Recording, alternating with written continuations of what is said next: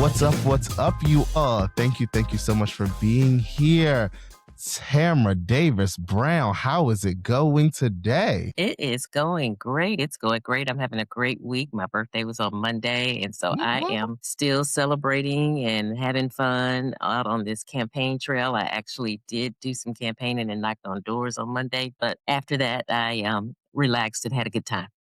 that's wonderful. I would say, I know you got a campaign to run, but still make sure to enjoy your birthday, enjoy your time. Yes. And also happy birthday to you as well. Thank you. Thank you so Yes. much. Thanks for I'm having me. Of course. I'm so glad that you're here joining us today. So, if you can please just go ahead and start us off with just telling the audience who you are and also what is the race that you are running for. Sure. So again, I am Tamara Davis Brown. I am a candidate for District 9 County Council here in Prince George's County. So District 9 covers the southernmost portion of Prince George's County. I like to call it the ABCs. So Accokeek, Aquasco, Baden, Brandywine, Cheltenham, Clinton, Croom, then there's a small portion of Upper Marlboro that also includes the town of Upper Marlboro, as well as a small portion of Fort Washington, which is Old Fort Road South off of 210, Old Fort Road up to Friendly High School, that near Friendly High School in that area. So Wow. it's the You got the whole largest map district. memorized. I love that. Yeah, it's the largest district land mass wise, but not necessarily density wise, although they're building like gangbusters. And so we might be catching up with some of the other districts, but it's land mass wise, it's the largest district. And that is Yeah, such it's so different than the northern part of Prince George's because you said it's more you have more of that like suburban rural feel than the whole like exactly. big city, I guess you could Right. call it, as Right. you go further north. And kind of with that, what made you decide to run for county council and not like per se like a delegate seat, a school board seat, it's something smaller? Okay, so I got a lot of history close. So this is not my first rodeo. I've run for this seat in 2018, lost by 55 votes, 55 Whoa. to our current incumbent. But I have also run for state delegate. Yeah, it's applaud for that. But a loss is still a loss. A L is still a L. And so Carlos, we got to win this one this time. But I have run for delegate and as well. So I've always kept my name out there. But the reason that I have run for District 9 County Council and why it's so important to me is, as my podcast says, and for your listening audience that do not know, I actually have a podcast myself that's called All Politics is Local. And the Maryland edition with Tamara Davis Brown. I am number 5 in the state and I am number 75 of political and civic podcasts in the nation. So I'm in the top 100, top 80. Congrats to you. Okay, you're Thank you. breaking all Thank the you. records. I love this. Yes, I love it. So, but I said that to say that the local politics and local government is really what affects you the most. It's where a lot of decisions are made. It's where you feel the government is working for you. If it's not working, is that pothole being fixed? Is the street being plowed after the snow? You know, my kids are going to school. What's going on with the education system? All of that stuff is the local issues. And that's where the rubber really meets the road, more so than at the federal level, more so than maybe even at the school board level. The school board level is just, it's obviously one track, it's just education. But I have a particular interest in the county council because a lot of people do not know, and I hope your audience will understand this, that about 60% of what the county council does in Prince George's County is sit as the district council on land use and zoning matters. And even when they're not sitting as district council, a lot of the bills that they're introducing have to do with how land is being used. Are we going to approve this grocery store? Are we going to approve another liquor store? Are we going to approve another storage facility? All of those kind of things. And so that really lands really at the county council level. And I want to be able to make an impact on those local issues because that's what kind of got me involved. I'm a graduate of Howard's Law School. And so Howard has taught us that it doesn't matter what you practice. You always use your legal skills to be of benefit to your community. And that's what's called a social engineer. That term was coined by the Dean, Charles Hamilton Houston. And He was the dean when Thurgood Marshall was a student at Howard Law School. And so even, when I went, which is way later, they still instill that in us. And so it's been my passion and my mission to use my legal skills to be of benefit to our community. And so I've always decided to say, hey, well, what is this legislation really looking like? What is it really saying? Because a lot of stuff is written in legalese, which, in my opinion, is intentional and meant to keep us ignorant, keep the voters ignorant, keep the residents ignorant of what's really happening. And so I try to break that down into layman's term so that even a fifth grader would be able to understand this is what this legislation says, this is how it impacts you. And then you make a decision as to whether or not you want to call your local representative or whoever is presenting the legislation or whoever has to vote on the legislation and chime in and let them hear from you. And so that's what I call a representative government, a government that's for the people, of the people, by the people, and for the people. Wow. I love how you threw it down right there. And before we even get into your platform and stuff, I do want to kind of talk about the whole how you see laws written in this tough legalese jargon. And you're right. It is kind of written like that in a way to make people feel intimidated to even ask questions. Cause you may say, okay, Exactly. who am I to ask a question? And it's written for like lawyers and blase. Seeing the example on the state level, there was a bill a while ago that was trying to be passed in the state level that would make it so all ballot initiatives have to be written at a sixth grade reading level, which the majority of citizens actually do read on a lower grade reading Right. level than a college graduate because a lot of people don't go to college or Right. you kind of don't if you don't practice that same muscle you're going to lose it. That's Can you kind right. of talk about why it is important that legislation is written but also talked about in a way that everyday people can actually understand? And that's just simply it. Your question almost has the answer in it. Is that everyday people need to understand what their legislators are doing and how it impacts them. And so I think that that legislation is important because you just have no clue. Like right now, we still don't really have a clue what Congress is doing right now, right? It's so dysfunctional. It's so, when they're trying to pass laws, and I'm going to use the example of the SAVE Act because that's been the big topic right now. And they're trying to get that pushed through. I think it's already been voted on the House side in Congress, but the Senate side is not. And now they're trying to push through some other things. But you look at that legislation, and I had an opportunity to read it, but there's still some questions that I have, and I have a law degree, right? It's like, okay, does this impact? Do you have to have? Do you need to have a driver's license, a birth certificate? Do you need to have? What is it that you really need to have in order to go vote? A basic U.S. constitutional right that we have. What is it that we need to have to go vote? Maybe not necessarily in our primaries coming up in June here in Maryland, but in the November elections is when this is supposed to take effect and it's supposed to impact because obviously the other side is trying to impact the elections. And so my question always is, if people with an education in a law degree can't understand and it's not written clearly and I've got to go back and read it two, three, four times to make sure I'm trying to understand what the law is would a person that just graduated from high school or don't have a 12th grade reading level comprehension. And so it's intended in my opinion to keep us ignorant, to keep us uninformed, and for us to just say, okay, well, I trust my representative to go along and get along. That's not a representative government.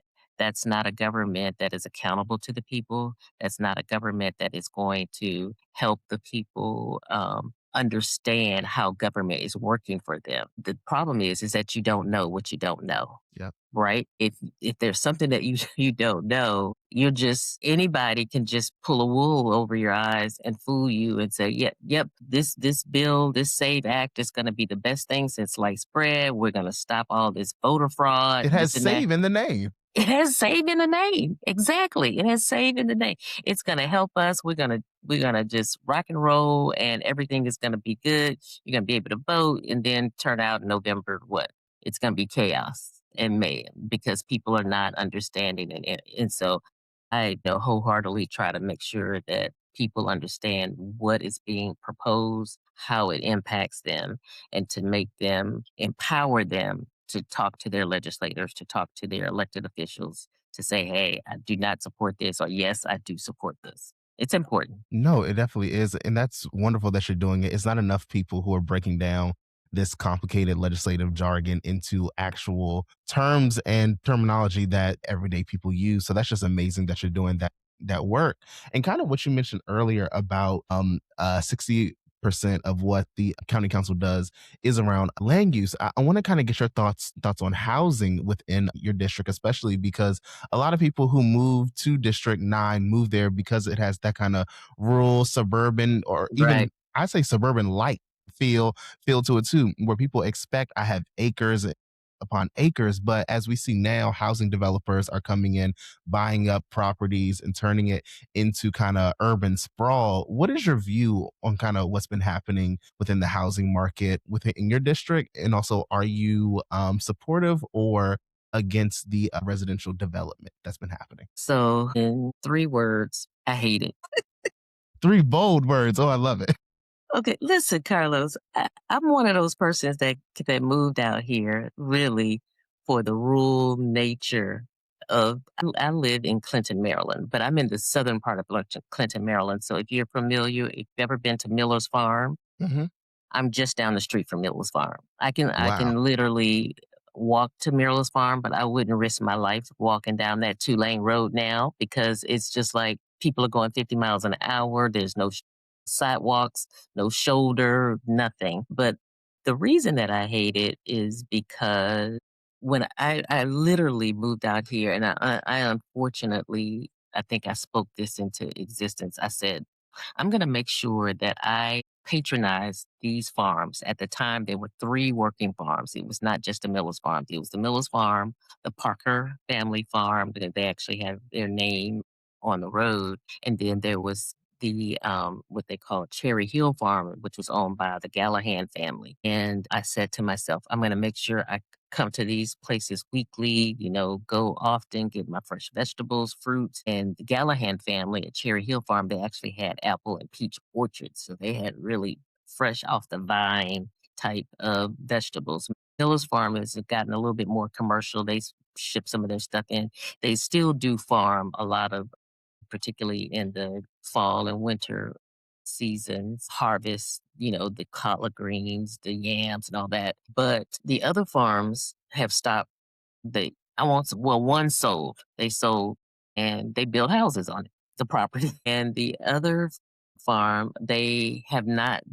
My understanding is that they still have operations in Virginia. So they still have a farmstead, but they use it like for storage. But the main land is now a big community called Hill and Trade, which is also in Clinton. And in fact, they used to sell berries. And so when you drive in that community, there's Strawberry Lane, Strawberry Hill, something, Strawberry, so the streets are actually named after, berries and things like that. But, why I hate it is because, we have a 2-lane road, Carlos, north and south, and all of this development is coming out on these 2-lane roads. You got, you know, Hill and Trade probably has about 3 or 400 homes. My Whoa. community, which is an older community built back in the 60s, has about 400 or so homes. But they're getting ready to build right across from Miller's Farm, townhouses. And, that's a lot. They want to put like 1,700 townhouses up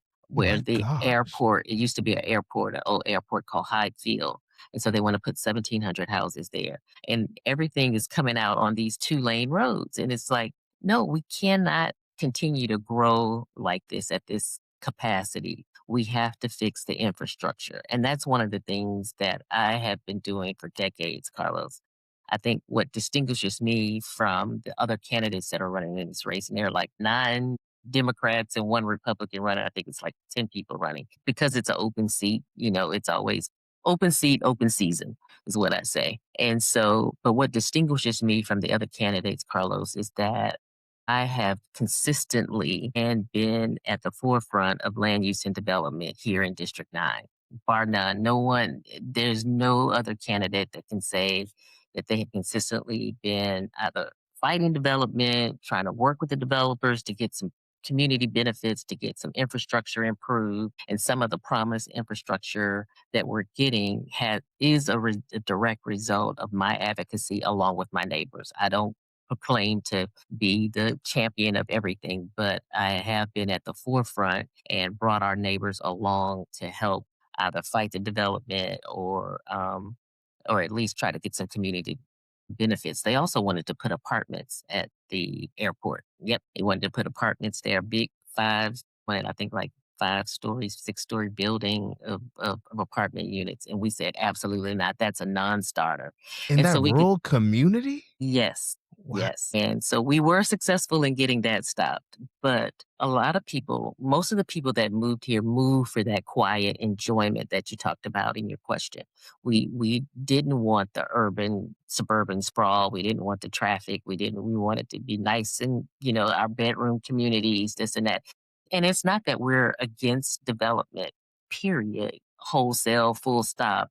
It's just that if you're going to develop in this area, at a minimum, please build the infrastructure to accompany it. And that's been my mantra for decades. Yep. Okay. Wow. Thank you for that. Thank you for that. And I want to kind of key on what you're saying, actual getting them to build the infrastructure side. We see that, as you mentioned, having a two-lane road as the only kind of main thoroughfare for these, at this point, thousands of homes that you have is not doing it. What kind of infrastructure do you want to see within your district? And also given the fact that a large portion of people within your district may leave the county to go to work in places like DC, then Virginia as well, and then kind of keying on this too, that you have the recent announced development of the sphere, which is coming, which isn't within your district, but a lot of people are going to have to be taking a 210 to go back and forth to work as well, increasing traffic. Right, right, right. So the main thing that we need to see, and the fact of the matter is that the county just doesn't have the budget to build new roads or to widen the roads. So the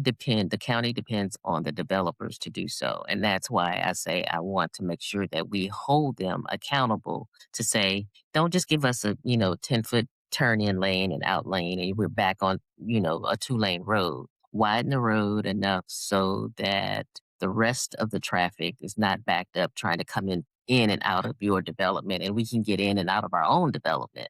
So road infrastructure is a big problem here in the southern portion of the county. Again, we've been working very hard to try to get some of that eliminated. I mean, not eliminated, but alleviated so that the congestion won't be so bad. But one of the problems is that a lot of these developments have been in the pipeline for decades. I mean, they go back from like when Councilwoman Marilyn Bland was in office, when Mel Wow. Franklin was in office, and now Sidney Harrison in office. And because of that, some of these developments are just now going through the pipeline, which I kind of have a slight problem with that. I know that there was a pause because of the 2008 housing crisis. There was a pause because something that the county did. It was just that the market couldn't bear those developments and new houses. It was just, foreclosure after foreclosure after foreclosure. People were not buying houses. People were losing their homes. And it was just a terrible time to be in the development space and build. And so a lot of the developers kind of set on those projects. But now that the economy is not doing that great now, but when it started to get back great under the other administration, those projects started to come online, and we are starting to see that we're starting to see the multitude of townhouses. And you talked about the northern part of the county, but it's like townhouse mania all over the county, not just in District 9, it's in every district. Everything that's new that's coming up is coming up as townhouses. It's rarely any single family homes anymore. And so the big thing is the infrastructure. The other thing is the infrastructure for policing us, public safety. We're understaffed at just about every police district in the county, and we need to have more officers to patrol our streets and our communities and our commercial areas as well. We also need more people we need more money for our schools. Some schools are overcrowded, but some schools are not. Now, in District 9, we actually, a lot of the schools are not at capacity, believe it or not. All Yeah. right. I Wow. know it seems like, but actually, a big portion of it is because a lot of people are putting their kids in private school. That's number one, Ooh, or they're homeschooling their kids, or that's a different problem.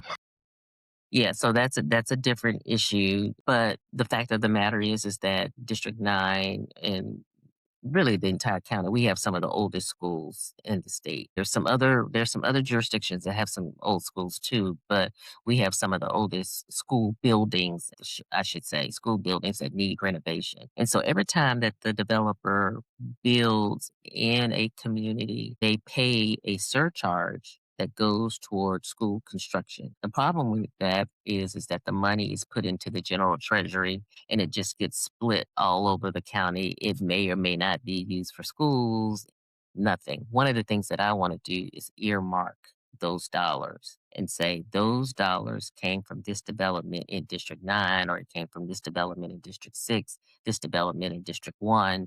And in that way, when there's time and we need funding, we can identify, hey, we have X amount of dollars in our budget that has come from developers to pay for schools that should be done to help either renovate a school, add a new addition, upgrade some classrooms, whatever that is needed. That money should be there for those schools, and so that's one of the things that I'd like to do as well. Awesome. Thank you for that. And kind of piggybacking off of what you said, do you find it as a failure of, I guess, not just the current administration, but as you said, the previous council people who have served in District 9, because I understand what you're saying that the housing crisis of 2008 kind of like shattered things. But looking back, that's almost been 20 years ago. Right, And we're still not seeing the housing, or the housing actually work out. We're not seeing the roads be upgraded. We're not seeing public transit be upgraded, and the basic necessities of infrastructure, even having street lights in certain areas. Do you see right. that as a failure of previous council members? What I see it as is a lack of overall planning. There's no, the county and the planning board is very good at saying, okay, we're going to have these plans. We got the Plan 2035, Carlos. We got the Subregion 5 master plan that deals specifically with this area, also Subregion 6 master plan. Each of the other areas and other parts of the county also have their own like master plans, and that's all they are, just plans. There's no enforcement, no teeth to it, no nothing. It's like pie in the sky. We waste our time as citizens going to these meetings and charrettes and telling them, hey, this is what we want in our community, this is what we don't want in our community. Help us out here, blah blah blah, and they write it up. It's all pretty. They put it in a nice presentation, and they close the books, and it's done. Because what happens on a day to day basis at the planning board level at Maryland National Capital Park and Planning, what happens with them on at their level is that they look at the applications in isolation. They never look at it, in my opinion, take a holistic view and say, oh, this application is going to impact this community and this community and this surrounding community and this roadway and this road. They do a little bit of that analysis, but it's not in depth enough for me. It's not where I think it needs to be in terms of taking a holistic approach. So when you ask the question, was it a failure of the prior administration? I can say yes and no. I would say in terms of oversight over development that's coming in their community. Sometimes the council person was fully engaged and involved. Sometimes they're not. Part of the reason that once an application is filed with the planning board, though, because there's a possibility it could come to the county council, sitting as a district council, there's certain rules that say, well, you don't want to be unduly influenced, and so ex parte, what they call ex parte laws, come into play. And because there's a potential to be unduly influenced, the council people kind of step back from that process and say, hey, speak to the community, make sure the community knows and understands. It's just that I think the county council persons need to kind of direct that conversation a little bit more. Not so much necessarily influence it, but definitely direct the conversations. give their constituents the questions that they need to ask, give them the information that needs to be posed before the developers so that they can make a good argument once they're meeting with the developers to say, here, this is what we want, and this is how we want this community to be built so that it is cohesive with our current community. No, you're definitely right, and especially having it to be more than just saying, "Oh, developer, you go talk to community members," because we see it a lot of time, especially from my experience in Charles County, developers will go to the community, lie to them about what you're getting, and then go tell the county council members a whole different story and say, "Oh, Exactly. we don't know why the community is upset." One last question on housing too: how do you balance the, I guess, theoretical need of needing to build more housing with making sure the housing is actually affordable? Because we've seen a lot of these houses that they are building are either $500,000 single family homes or Right. $400,000 townhomes, Townhouse. which aren't affordable to anyone at all, Exactly. especially the residents who currently live there who may want to find a place for their children or seniors who want to downsize. Exactly. So I'm living with that situation right now. I have 2 adult children, and they both were living in other states. My son was living in South Carolina after he graduated from college. Our daughter was living in California after she graduated from college. They have both moved back home, because they found opportunities here, job opportunities here, which is great. But in terms of them being able to afford something, absolutely not. They cannot do it. They cannot do it. And so this question was actually asked of me last night. I had a meet and greet at a community in Akakeek, and same question came up. And so I am hoping, and we saw this a little bit. There was a press conference at a Blue Line. I believe it was Morgan Station Boulevard on the Blue Line in Prince George's County, but it could have been another metro station because Prince George's County has, I believe, 12 metro stations that are not developed at all in terms of, nice commercial, high mixed use, Not transit at all. oriented development, none. But there was a press conference with our governor and our county executive about building at this particular metro station for affordable housing units. And so I actually support that. I want to see more of that because that's one less thing. Transportation is one less thing that those people have to worry about. They don't have to get a car. They can just hop on the metro and get to where they need to be, whether it's a job, whether it is another, going to the grocery store or something, whatever it is that they need. So I am hopeful that we will do that and the county council will do more of that at the other metro stations to make them more affordable.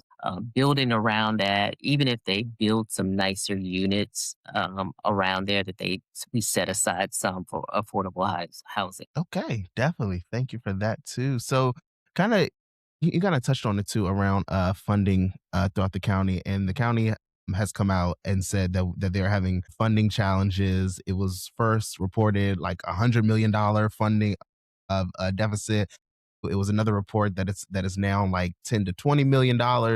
With that, how do you see some of the challenges when it comes to funding the county, and how would you fix it? Some people have been talking about, look at whether it's raising taxes, whether it's building more homes to get more property taxes, or whether it's doubling down on tourism and a commercial development. What's your solution? So my solution actually is something that I'm not necessarily the author of. And to his credit, our current District 9 council person has introduced what he is planning to do, what's called the Medical Innovation Districts. So a Medical Innovation District is a comprehensive both medical facility as well as some residential, some commercial, all around healthy living. They have a couple of those in Raleigh, North Carolina. So that Raleigh Durham area, there is a lot of nice hospitals centered around medical innovation. So what medical innovation is, and I have to give this example. So I'm the caretaker for my 84-year, soon to be 85-year-old mother. She is a 3-time breast cancer survivor. She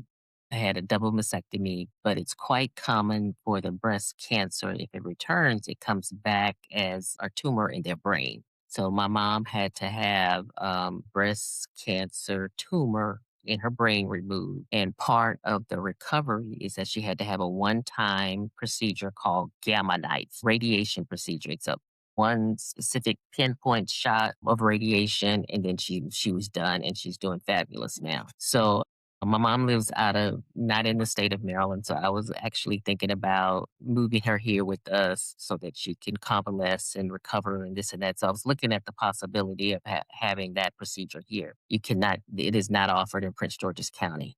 Whoa. Proton therapy for men with prostate cancer. You can't get that therapy here. You got to go to GW, Johns Hopkins, in Nova Fairfax. You have to go outside of Prince George's County to get those innovative care treatments, whether it's cancer, whether it's any kind of type of chronic disease, where there is new innovative treatments. That's what we would like to do with the medical innovation districts. That does two things. It brings good paying jobs. The young men that were running those, they were very high powered, sophisticated machines with just computers, this and that. No older than probably my son, or my daughter, 26, 27, 28, straight out of college, or maybe they just went to school just to learn that particular feature and how to operate those machines, because everything is done by computer. And they put this halo on her and this, that, and the other. So it was very, very innovative, very high tech.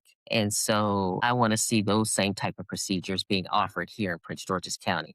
And so our current councilman is doing that at Southern Maryland Hospital Center in Clinton, bring the medical innovation district. And we've already had the community charrette, which was actually done in 2024. Then we had the market study and the feasibility study have been done. And then they had another community meeting last year, which I attended as well. So it's already in progress. So I do credit him for that. But we need to replicate that. It doesn't just need to be at Southern Maryland Hospital Center. In fact, I want to see it in several areas in District 9, number one, and then it should be at every hospital. So the main hospital system in Largo, Maryland, as well as the one in Laurel, Maryland as well. So that's my plan because it brings jobs, it's commercial jobs, it brings in that whole piece of housing that's affordable. The housing stock that they're looking at is called a cottage style house. You may have heard. It's not like a tiny house that you kind of hear about, but it's little cottage style houses, maybe 1 or 2 bedrooms or Okay. so, and so it brings those um, areas into that. And then the other thing that I would like to do is capitalize on the fact that we have a lot of Black farmers and a lot of still farmers in District 9 to bring a food co-op there where they can come bring their fresh produce, their fresh eggs, whatever it is, bring it to the co-op on that same site and be able to have cold storage. People come and buy it as an alternative, particularly those areas that have food deserts. They can come down to Clinton, they can come somewhere else to get fresh produce. And then we're supporting, again, bringing economic development to our local farmers, to those District 9 farmers, particularly our Black farmers. And so I see it as a way to both help with healthcare, but bring good high tech, high paying jobs that should spur the economic development in different parts of the county. So that's what I would like to see done. I don't think more residential development helps because my point always is that if you are building more houses, that means that you have to provide more services to the people that are coming to move. So that's more streets that need to be plowed. There's more trash that needs to be picked up, all of those other things. So that I don't think the tax dollars actually help us in that regard. Yeah, Awesome. Actually, that's a very innovative idea, especially with the whole medical innovation.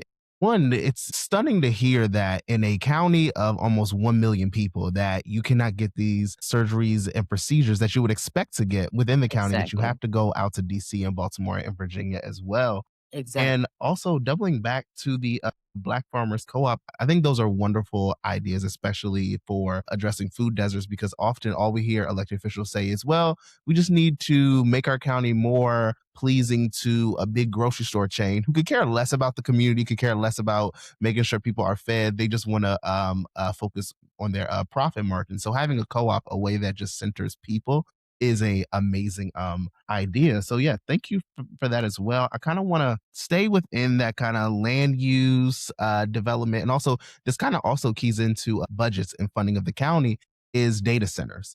Right now, that's one of the biggest hot topic conversations people are having now. You see council people either coming out full fledged supporting data centers, being against it. I know Prince George's County had a study recently that kind of laid out a map of like what they want to see with data centers.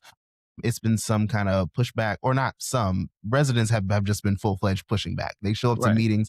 They're saying, we don't want you to sell us on data centers. We don't want data centers at all. Right. So what is your view on data centers as a potential councilwoman? Okay, so I got to give you my backstory about who I am. So, the type of law that I practice is telecommunications law. So, I do a lot of work before the Federal Communications Commission. I actually have my own broadband business. And so I understand the need for data centers. And when I say that, what we're doing right now through Riverside, we need a data center in order to do that, to do this podcast. If you have a cell phone and you have one text or one picture, you need a data center because the stuff is not stored in the cloud. There's no such thing as a cloud. It's a server in a building, whether it's a big building, a small building or not. So I said that to say that I want people to understand why there is a need for data centers because we have gone so far into the technology space of wanting to save all our pictures, our videos. We want to do podcasts. We want to do all these great things that is done and saved in some type of cloud server. Basically, it's a server. So, with that, in District 9, I unequivocally do not want to see a hyperscale data center in District 9, period. And I particularly do not want to see them in any residential areas, any rural residential areas. I don't want to see them anything outside of what I say is industrial, heavy industrial, if that's where we're going to be. I know that that is big topic. I actually did a podcast on it last year about it was it's called "What's Up with Data Centers," and I'm basically saying the same thing I said then, which is it's I understand the need and I understand why we need them, but unequivocally don't want to see hyperscale data centers in District 9. And I don't want to see data centers anywhere in any residential area. I think if we're going to try to do it, if we have to have them, that's the end all be all. It has to be heavily regulated. And when I say regulated, I'm not only talking about the zone that it has to be in, but I'm also talking about the ability to pay for and not put on us the reasons that our electric bills are higher is because of the demand for data centers, for example. The PMG data centers are being, that are PMG, which is the grid that we are on. It stands for Pennsylvania, Jersey, and Maryland. But guess what? Virginia is also in our grid. And all those data centers that are off of the Parkway, the Fairfax Right in Loudoun Parkway, County. Yep. yeah, in Loudoun County Parkway, all of those are on our grid. And as a result, we're seeing higher electric bills, even though we are not paying for, even though our bills and our use is not as high as it was last month or any other month. It's just that the demand has caught up and they're spreading the cost. And so the cost has to be upon the data center developers. The other thing is just with anything else. This is one of the things that why I like doing telecommunications law is that the law is always catching up with the technology. There has to be something novel and new. We got to catch up. It's like, oh, okay, this now it's wireless. Now it's this. It was cable. It was this. Now it's FiOS. Now it's whatever. And so we're catching up. But just like in the industrial age, where, and I'm going to use Pennsylvania as an example, you had the steel industry. Once the steel industry went away, they got all these old dinosaur buildings just sitting around, rusting, doing nothing. The exact same thing is going to happen with data centers, particularly the hyperscales, those huge, huge ones. I'm sorry. We have gone from the big discs being in our backyards, whatever, to a small antenna being on your house or a small disc being on your house. Everything is going to, somebody's going to come up with an invention that's going to be able to store the data that we need that doesn't have to be on a huge servers. It's coming. And then the question is, what are we going to do about all these antiquated dinosaur buildings? What's the exit plan? People don't think past like that. They just think, okay, we're going to get all this revenue for data centers. It's going to be really good. We're going to balance the budget, ABC, XYZ. No, it's not going to happen. In about 5 to 10 years, those buildings will be obsolete, and the next big and greatest thing will be here, and we'll be moving on to something else. I might not be here, you may not be here, I don't know, but maybe 20 years and maybe whatever, but the next greatest thing is coming, and we're stuck with these big obsolete buildings. So, absolutely not, unequivocally not, none of that hyperscale. And in District 9, because we want to preserve our rural tier, we don't want to see them in our rural residential areas, the rural areas near the farms and all of the other things that people moved out here for, right? So, yeah. Okay, thank you. And I'll even kind of add on to your point too is that a lot of people aren't talking about is that those servers only have a lifespan of like 3 to 5 years. So after that, they're gonna go to landfills where once it rains, all those chemicals are getting right into the ground, into the water supply, and then we have a an environmental crisis on our hands. And kind of speaking of environmental crisis, part of our last few questions here is around what's happening in Brandywine within your district of having, I hate to call it this, but it's almost like Cancer Alley, just with the amount of power plants that you have concentrated in one area, and people have called it a sacrifice zone in Brandywine. Can you kind of tell us, one, what is your thoughts and what do you want to see done hey, when it comes to the massive amount of power plants concentrated in Brandywine and the adverse health effects that people are facing? Absolutely. So, the other thing that I'd like to see done in Prince George's County, and particularly in District 9, is to clean up that Brandywine area and clean up particularly District 9. And I say that because District 9 is literally the dumping ground for everything. So we've got 4 power plants, we've got a coal fly ash dump site. We have also a Superfund site, which is basically munitions from probably World War II that Andrews Air Force Base just dumped over there. They've been ordered to clean it up, but it's still yet not clean. We have sand and gravel pits, and we have what I call mountains. So the servers that you were talking about, guess what? They're going into those. They're huge. Have you ever been down Gardner Road to get Yeah. from Prince George's? Okay, did you so when you come in from Charles County, coming to the left when you're in Prince George's County and you see this huge mountain of stuff, Hmm. that's construction debris. That's debris that is coming from DC, other places that have not been they built and they're tearing down the building and then they're dumping all that stuff and then covering it up. Literally a dumping ground. It's They're a literally dumping using a ground. black community as a dumping ground. Exactly. My number one, I don't want to give any more permits for any of those things any longer. That we just want to stop. Number two, we want to hold the federal government, starting with the military, accountable to make them clean up the Superfund site. Number two, and then to the extent that we can, they've already one of the power plants that has been closed is called Chalk Point. It's not fully closed, but it's no longer a coal burning power plant. It's now natural gas burning.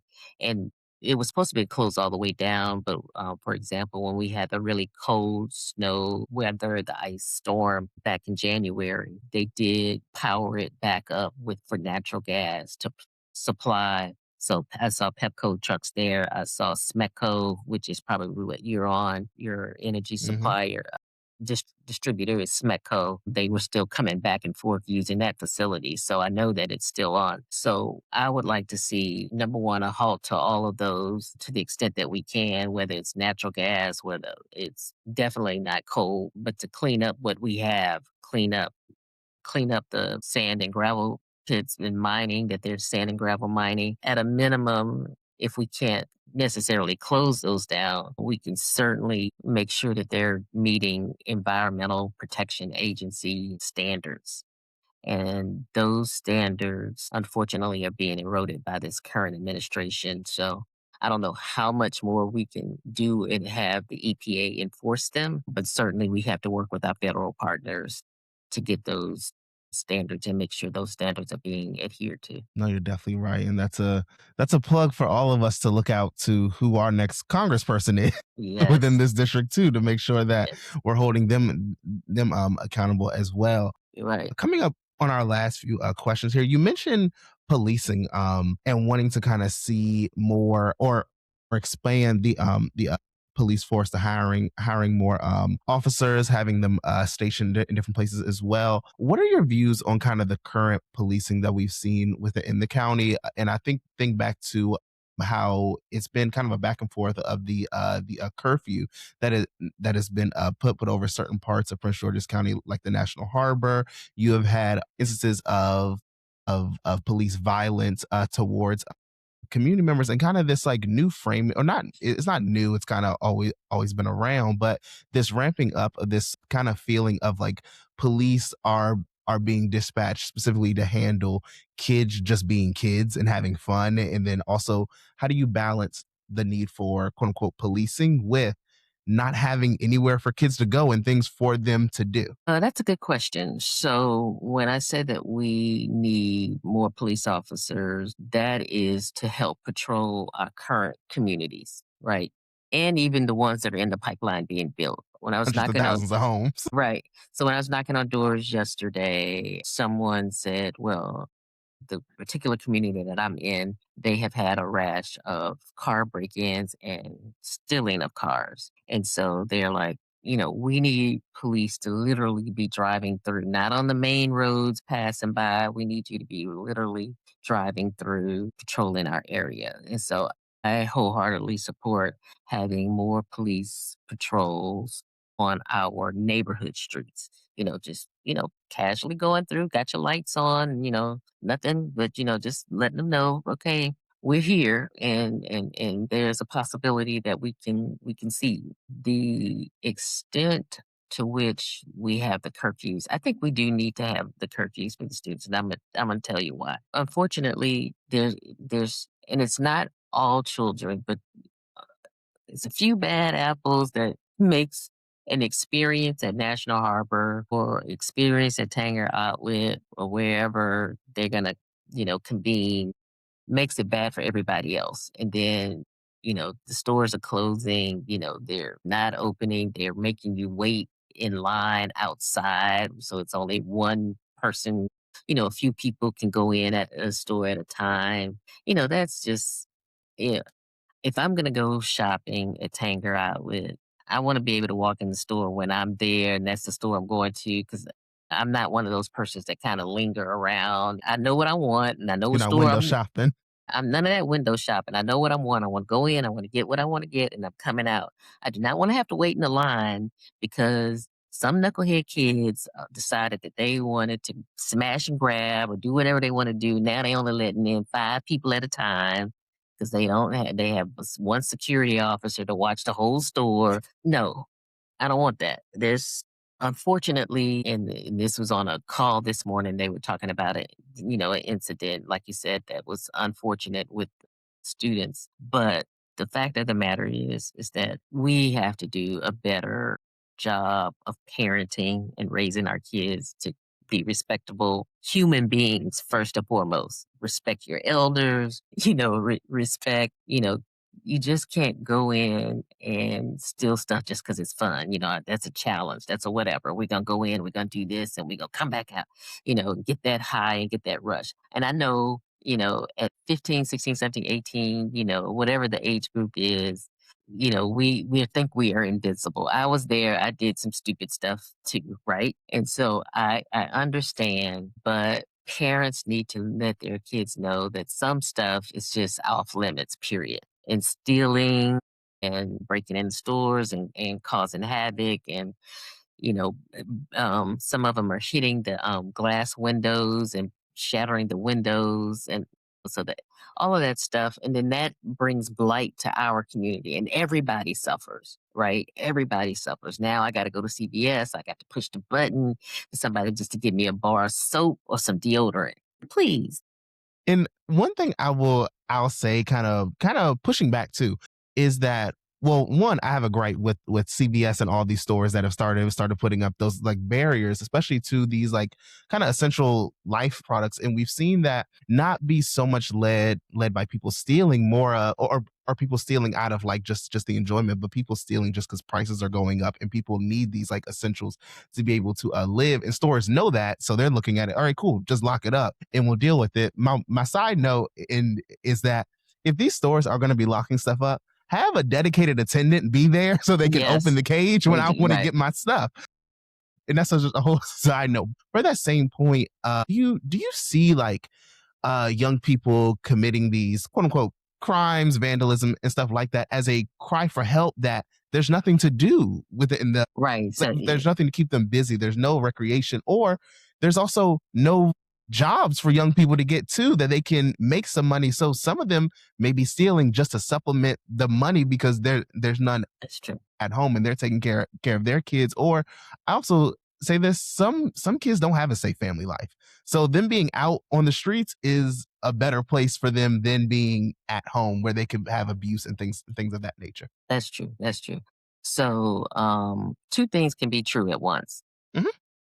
One, you just got some knuckleheads that just need to be, pulled up by their pants and say, "Boy, stop that."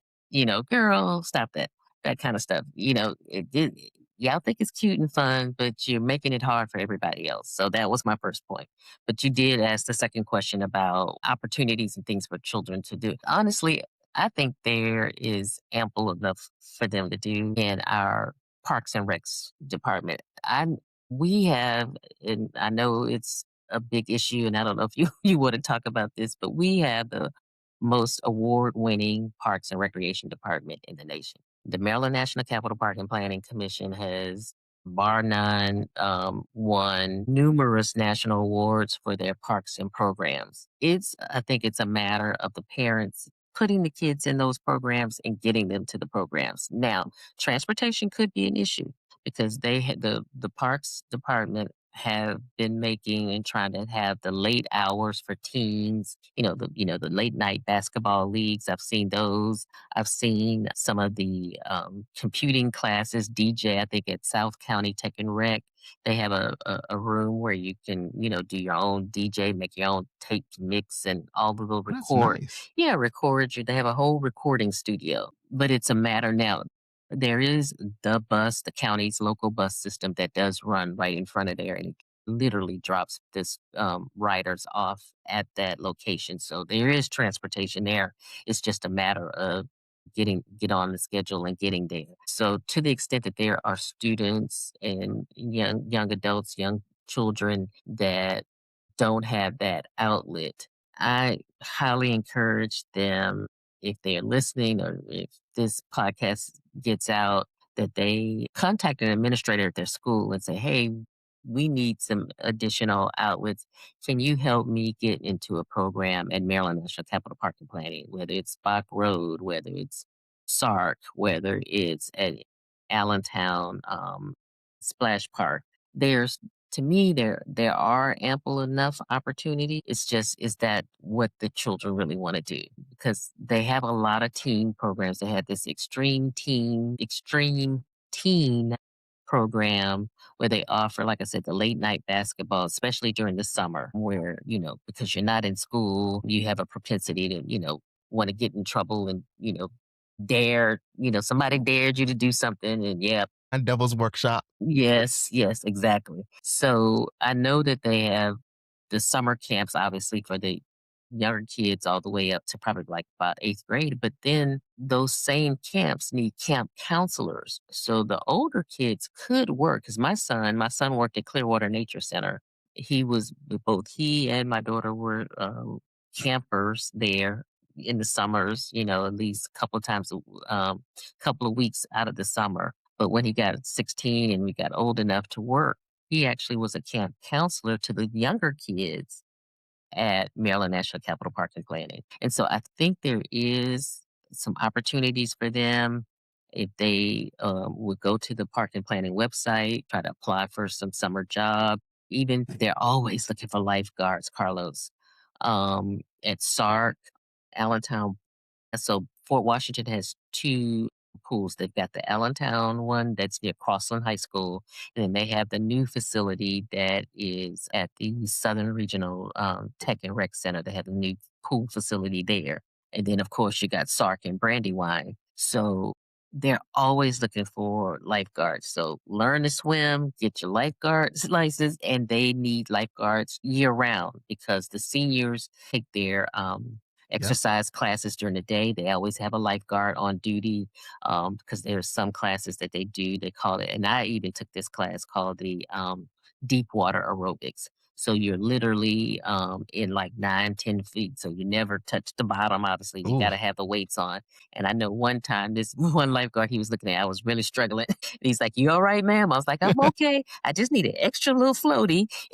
He was like, "Just let me know, do I need to Yeah, jump in or not?" yes, right. I was like, "I'm okay. I just need an extra little floaty. This little exercise is a little bit more than challenging than what I thought it was." And so they always have during those classes where they have the seniors and even the adult classes. They're not. Some are for seniors, some are just for adults.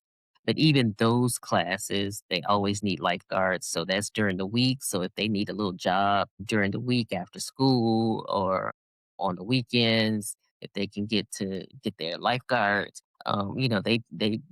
They pay pretty well from what I understand, and there's always hours because there's always some classes going on in the mornings. Well, obviously, if they're still in school, they couldn't do it during the day, but in the evenings as well. Or during A the lot of summer. and especially during the summer because that's when excuse me, that's when the um, students that are learning to swim, they can one help teach the class, and two just be a lifeguard on duty. And then the outdoor splash park, obviously, they just need the lifeguards just watching kids because they're all over the place, dunking each other, and this and the other.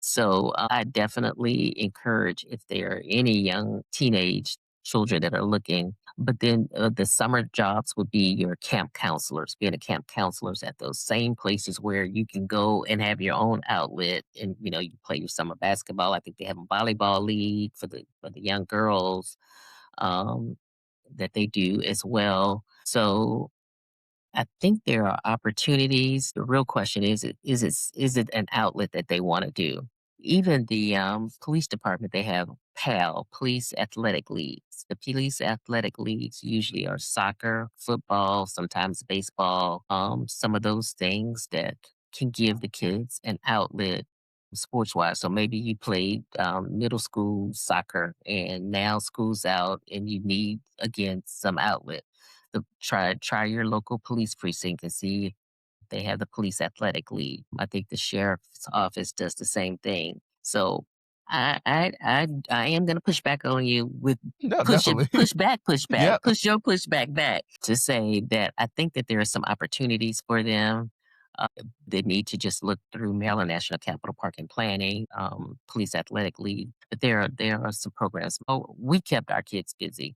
We kept them engaged. And again, I know some parents, they're working 2 or 3 jobs. They may not have that ability to get their children back and forth. But if they're on, so I know like I said, I know, for example, Allentown Road and Splash Park, as well as the South County Tech and Rec, they're on the bus line. So I know the buses go there. Now, SARC is a little different. There may be or may not be actual public transportation to get them there. So that might be a little bit more difficult there. See a study that's coming out that your viewers and listeners may want to know about, which is they're trying to expand bus service and they want to know if people want the bus service on Sundays. Yes, As please. People fill that yes, survey out. Yes. fill the survey out. So I'll try to maybe get that to you. You can put that in the show Yeah. notes as well.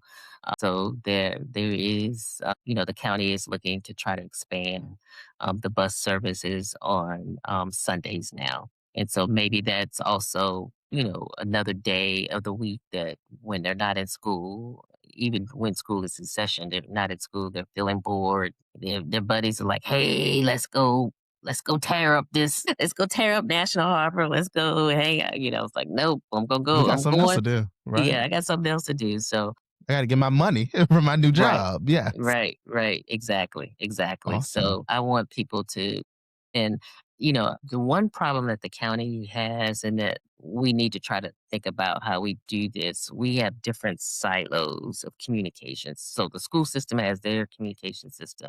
Parking planning has theirs. The county council has theirs. County executive has theirs. And it's not that they don't ever meet, but a lot of times the information is not being filtered out properly to you. And so I think part of the county council's job is to make sure that we're getting all that information out to everybody, whether it's in the school system or whether it's our seniors that need some other information. Everybody's getting the same information and it's being filtered out. I think the county council with their weekly county connection is trying to do a better job of that. I see more of their stuff though. I don't see a lot of the park and planning type Mm, stuff that needs to get out to the parents. And we need to push park and planning needs to push that out through PGC, the school system. definitely, definitely. Thank you for that. And thank you for the pushback too. We definitely love it. Yes. I Yes. love it.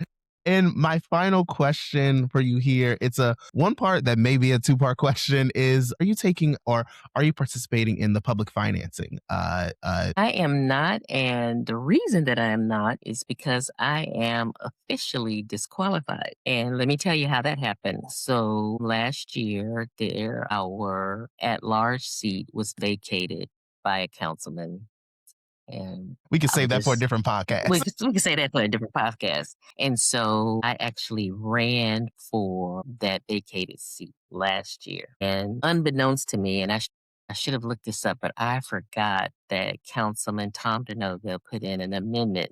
Wait a minute, let me go back even before Mhm. that. I was part of the group that created the public financing in the first Wow. place That's awesome. and wanted to actually benefit from it. What I forgot, once we got the bill passed, then there was, okay, we got to now fund it, right? And so we got some funding, got some initial funding. I think the first tranche of $400,000 came in when Angela Also Brooks was county executive. And we were able to, because they wanted to take that money, we were able to keep it. And then I think we were able to add like a couple of about $200,000 more or something. So I think there's somewhere between 600 and $800,000 for public financing for this current election.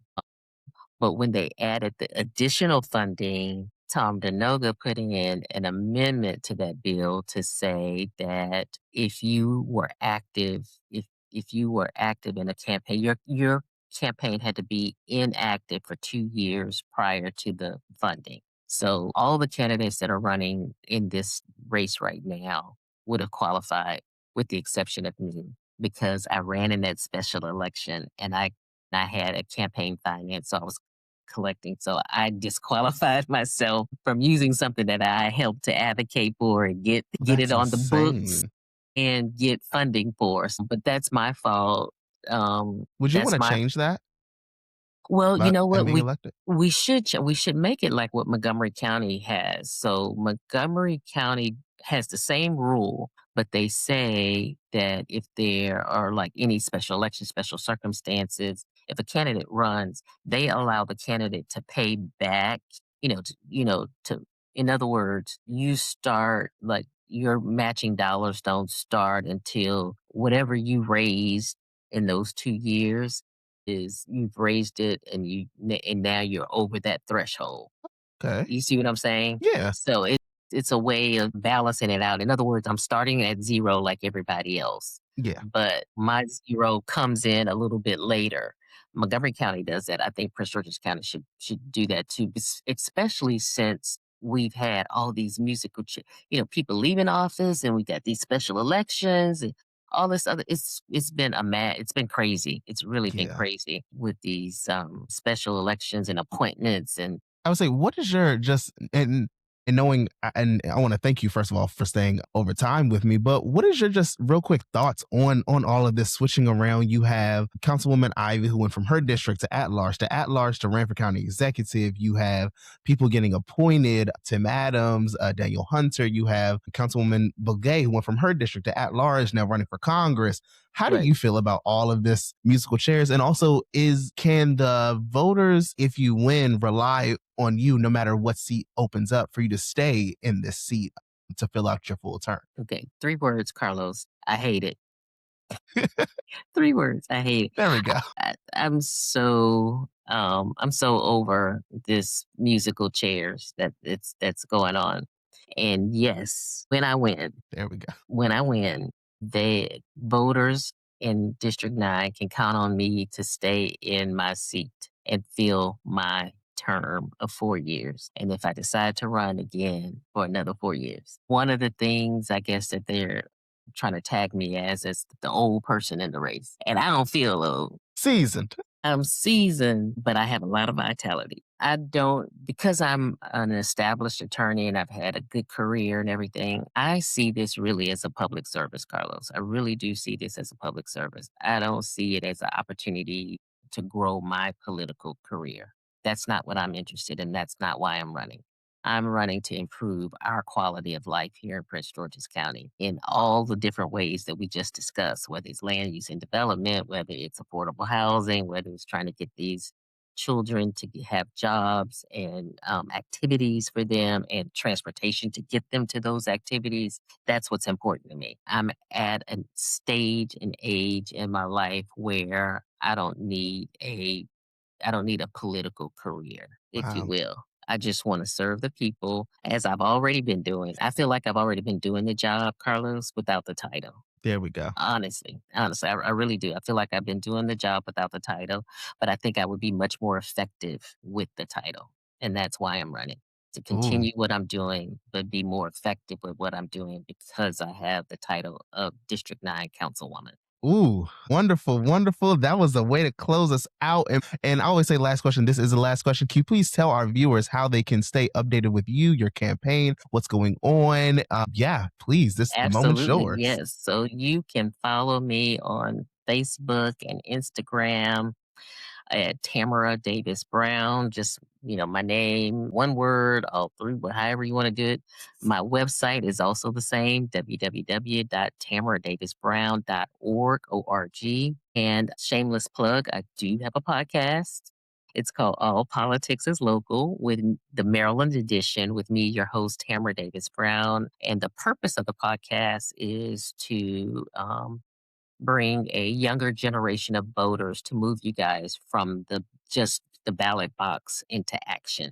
And so we talk about a lot of local issues that go on in the county. In fact, I had a panel of millennials and Gen Zs, and they were talking about what their issues are. So go take a listen. My highest listening podcast, because I also use the same, I'm just telling the viewers that I also use the same format, Riverside, that Left Handed Leftist uses as well. But most of my podcasts are not, they're mostly audio, not visual and audio. So we have the capacity, but we just don't have the time to Yeah, go it's a back lot. and edit and all this other stuff. We really don't have the time to do the video as well. So it's mostly, but the one that I did on Gen Z, we actually streamed it live on Facebook.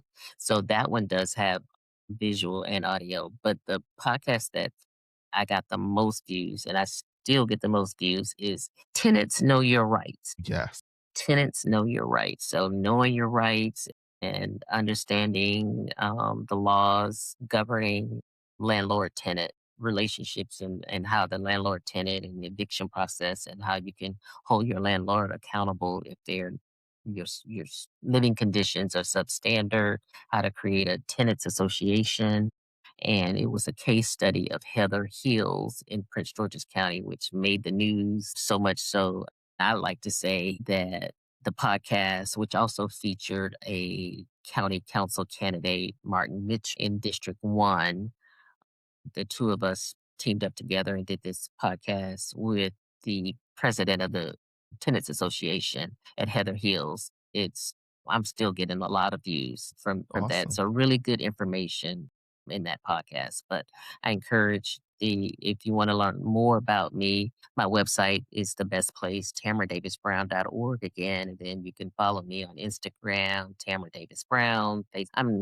I'm getting into not really into TikTok, not really into that. Trying to so I got some new folks, some younger people on board that's gonna help me kind of They'll get transition you. to transition to, some of the other social media platforms. But right now it's just Facebook and Instagram, and then with the website and the podcast. And all of these links will be in the show notes below. So please remember to check those out. Tamara Davis Brown, thank you so much for being here. And Thank you you for all, having me. thank you. And you all remember this is a podcast. So please like, share, subscribe, follow, do all those things to keep this page active and this podcast active. And remember to hit that notifications bell so you can get notified every time we drop a new episode every Wednesday. And with that, we'll see you next time. Peace.